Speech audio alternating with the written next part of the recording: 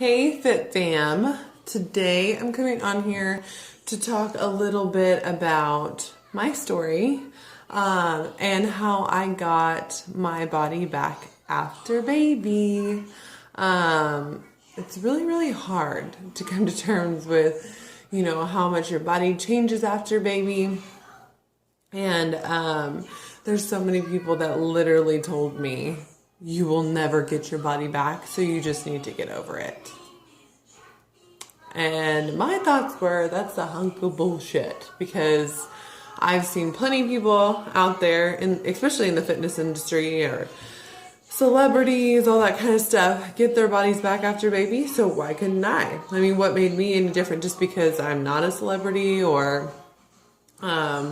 really big in the fitness industry or anything like that. So just because, it seems out of grasp doesn't mean that it is. If you truly believe that you can get back to where you were, if not better, then you can do it. I mean, granted, if you have a few stretch marks or something like that, who cares? But regardless, it is definitely a process and it is very hard. The first thing I did was come to terms with the fact that I was not happy with where I was sitting with my body. I had always been fairly fit my whole life, so having extra skin in areas that I wasn't really happy with was hard to come to terms with. But again, the first thing was deciding that I wanted to make a change and that I could get my body back after baby. So first thing is I just became honest with myself and told myself that I really wasn't happy with where I was at on a physical level. I mean, it's not like I was super out of shape or anything because I did work out my entire pregnancy, but I really wasn't giving it 110% like I should have.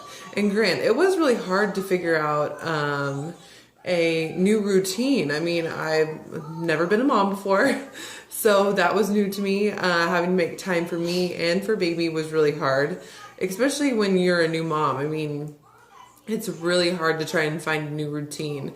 And that was the first thing that I was trying to set up, was finding a routine that was going to work for me and that I could stick to. So the first thing I did was obviously brainstorm, what kind of plan I could stick to, all that kind of stuff. I determined that I could commit to the gym 1 to 1.5 hours a day for 5 days a week. I thought that was a really good starting point for me. And that way it was something that I could kind of take breaks in between or so if I needed to. And granted, some of those times throughout, saying, hey, I was going to work out 5 days a week, weren't always in the gym. I couldn't always make it to the gym. So there was times that I did actually end up just doing in-home workouts, which are very hard because for someone like me, in-home workouts are not very motivating. So I did make it happen and I got my in-home workouts in. So I did always say 5 days a week, at least an hour. And I stuck to that. And that was the main thing, was trying to find a program that I could stick to. So 5 days a week was totally doable. And I did that. I did 5 days a week, pretty much from about 6 weeks postpartum all the way up until, I started training for a competition. And at the end of the holidays, I realized that, just doing the gym wasn't enough. I mean, I was getting those cravings during the holidays really bad, and I swear it's because I was breastfeeding, and it made me so hungry. I mean, it was hard to control that. I was hungry all the time from breastfeeding, which breastfeeding is super awesome. Highly recommended. If you can do it, that's awesome. But it was making me really hungry, especially because I was working out and getting hungry from working out and then getting hungry from breastfeeding. So I let my sweet tooth just take over. And like I said before in a previous video, I became the cookie monster. Super bad. So bad. And I literally kind of had to break an addiction for a little bit. So that was my next thing. My body wasn't changing and responding the way I wanted it to because I wasn't being committed. And diet is just so important when it comes to health and fitness that you can't just let that go, because you're not going to get the results you want. And like I said, I consistently worked out 5 days a week for at least an hour. And I was not getting any results because of a bad diet. So I decided that I needed to figure out a diet that would work for me, that I could actually stick to. Macros based at the time was the best thing for me because it was flexible. I could still kind of eat whatever I wanted and made it work. And I did that for a little while, and I did see some results from that, but I felt like it just wasn't enough for me. I wanted to take it to the next level. I wanted to do better than what I had before. So that's when I decided that doing a competition was going to be the best option for me to start holding myself accountable to my own program. Sorry, I'm having to take breaks here and there because my daughter isn't the happiest baby right now. But anyway, so again, I decided to do the competition. I figured that that was probably one of the things that was really actually going to make me hold myself accountable to something. And committing to that was, huge for me. And the funny thing is, a lot of people will commit to doing a competition, but they don't pay their fees until, a little bit farther into the competition, which is fine. Well, I actually paid my fees pretty much from the start of when I decided to start training.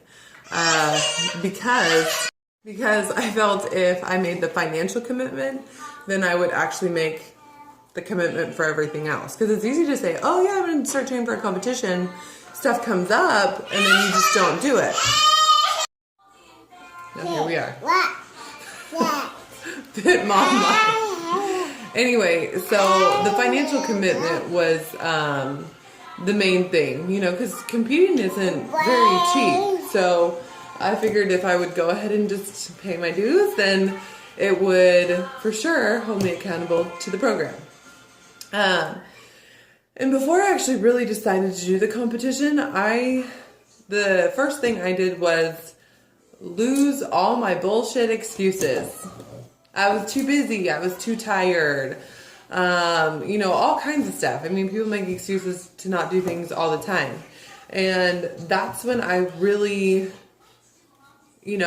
started becoming successful with everything. And I realized that this is something that I really wanted back, I wanted to feel better again, and I wanted to feel good in my clothes and feel more confident, because confidence goes, so much farther beyond than just, feeling good about yourself. I mean, when you feel good about yourself, you help others, your life is more positive, your outlook is more positive, you get out there and start accomplishing goals that you never thought were possible. It just changes you completely when you're more confident. And so, like I said, I lost all those excuses, and I started making solutions to the way I was going to get my body back. And when I did that is when I started actually having success. I didn't take no for an answer. Being too tired wasn't an option. I mean, if you want to go to work and you want to keep your job, it doesn't matter if you're tired. You got to wake up and do it anyway. If your child doesn't sleep, you still got to get up and go to work. And you do it, don't you? Yeah, you do. You don't make any excuses. You just go to work because you don't want to get fired.